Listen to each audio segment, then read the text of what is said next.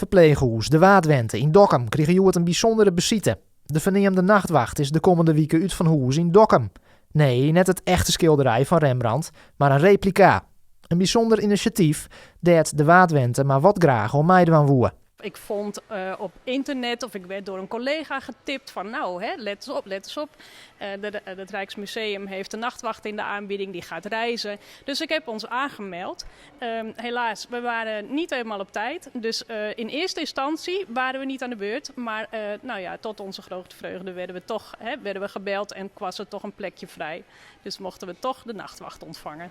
En dus kwam Joert een bus met de nachtwacht naar Dokkum. Het is nog een hele put, want de replica moest Hyundai opbouwd worden.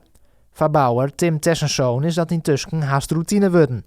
Maar toch is hij er met zijn collega nog wel even mee dwaande. Afhankelijk van locatie en eventuele zaken die tegenkomt, als zijn dat bijvoorbeeld de hoogte niet goed is of zo, dan zouden we ongeveer 2,5 uur maximaal.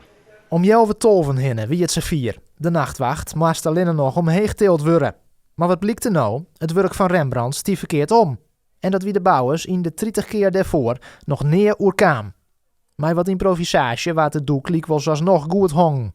En dus kennen de meesten in de Waadwente de komende weken genietje van het masterwerk.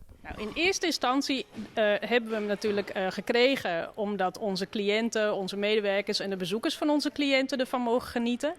Tegelijkertijd willen we ook graag welkom zijn voor andere mensen. We zijn wel heel erg zuinig op de mensen die bij ons wonen en bij ons werken en ook op de bezoekers die hier dan komen.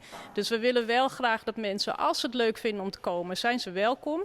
Tegelijkertijd willen we wel vragen, kom dan door de week, kom alleen tussen 10 en 2 en hou je heel erg aan de maatregelen. Het is net alleen mooi om de nachtwacht Sjen te kennen. Het initiatief past ook bij de visie van de Waadwente. Wij hebben een visie op dat wij voeding, beweging, leefplezier belangrijk vinden. Kunst als onderdeel van leefplezier. Dit kwam natuurlijk uit het Rijksmuseum. Nou, als iets ergens kunst herbergt, is dat het wel. Er worden de komende dagen een soort joggers verwachten.